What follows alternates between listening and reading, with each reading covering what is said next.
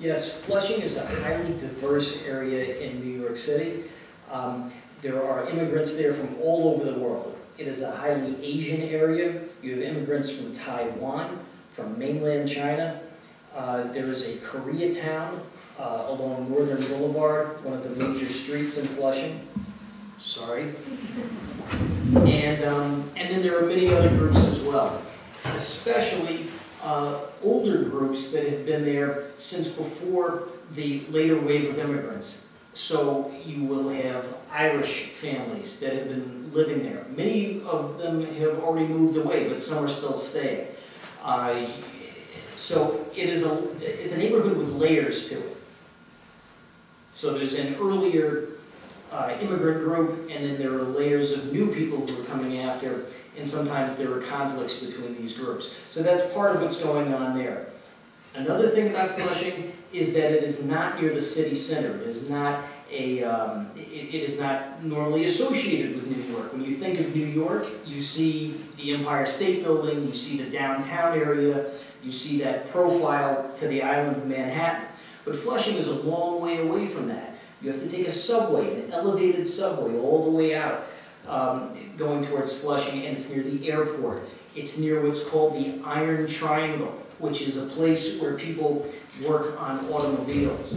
So it's an industrial outlying area as well. It is the second biggest Chinatown in the US. Correct. It is the second biggest Chinatown. Koreatown is there as well. And you talked about Irish families, the former immigrants, the more or less the first immigrants as well. Correct. Let's talk about the two main characters. Let's do it. if you don't mind. Thomas has already mentioned Lesung Zou Lei. She's half Han Chinese, and she's something else. She's a Uyghur. Any else you do to talk about it? Of course. The Uyghurs are a Muslim Central Asian people. They are distinct from Han Chinese, and they are located in Xinjiang province, which is in the northwest of China. So if this is China, from your perspective, they're up here in this corner. Above them is Siberia, and over here is Kazakhstan, Tajikistan. So Xinjiang is right here. She's an illegal immigrant.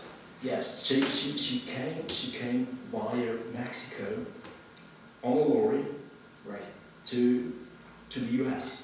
Right. And what happens to her? Why does she go to the US in the first place? And this, Thomas has already mentioned, this is a very current issue, as you might have in Central Europe, on the continent right now. And so she's more or less kind of a representative for people, say, from Iran, from Afghanistan, from Syria right now. And please enlarge a bit about Zou Lei. Certainly. This is a current topic. You see it right by the train station, which Beth and I just came from today. So here you have refugees from war. Many migrants, of course, are fleeing war. And I even considered, when writing this book, making Zou Lei from Iraq, making her a refugee from Iraq.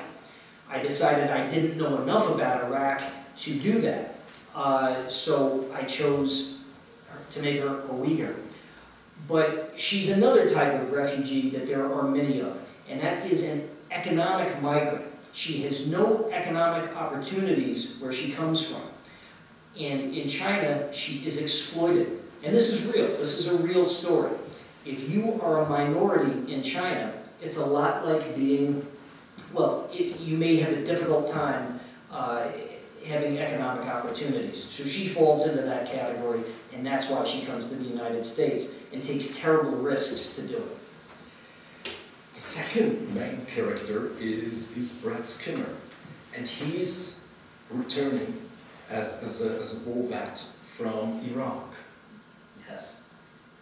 Yes, he's Brad Skinner is an ordinary American. My goal with Brad was not to make him a Navy SEAL, a Superman, an action hero, a made-up person. No, he's a very ordinary soldier.